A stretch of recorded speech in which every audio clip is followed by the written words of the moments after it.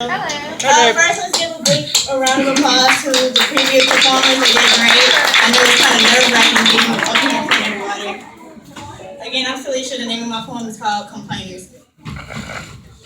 The following are true stories. May 26. A man went hiking. A boulder fell on his right arm. He waited 4 days. Then proceeded to cut off his own arm with a pocket knife. New Year's Eve. A woman was ziplining in Zimbabwe. Her cord broke. She then had to swim her way to safety to crocodile-infested waters with a broken collarbone. Another man was smashed in the face by a 5-pound watermelon being propelled by a slingshot. Another was hit in the face by a kangaroo. Twice. The most amazing thing about these stories is when all asked about their experience, they shrugged, smiled, and said, well, I guess it could have been worse. So go ahead.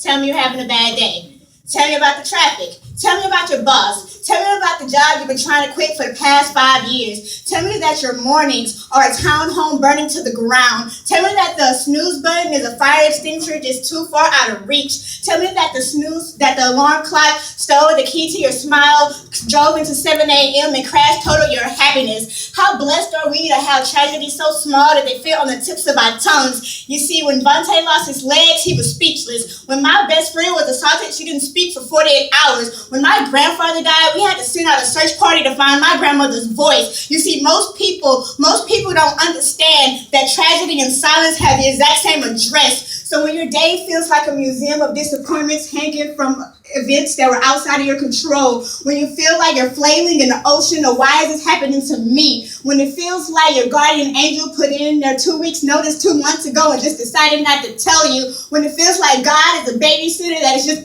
sitting on the other side of the room, when it feels like your own shadow doesn't even want to follow you, when it feels like you're being punched in the throat with a fistful of life, remember that 2 million people die from dehydration every year. So it doesn't matter if the cup is half full or half empty. It's water in the glass, so drink it and stop complaining. You see, muscle is designed by lifting things that were created to build us down. So when your shoulders are heavy, just stand up, lift your tongue, heck, call it exercise. Just remember that life is a gym membership with a very complicated cancellation policy. Remember that you will survive. Remember that things could be worse. Remember that we are never, ever given something that we cannot handle. When the world crumbles around you, just stop, take a look at the wreckage, and build a new one from the pieces that are still here. Remember that you are still here.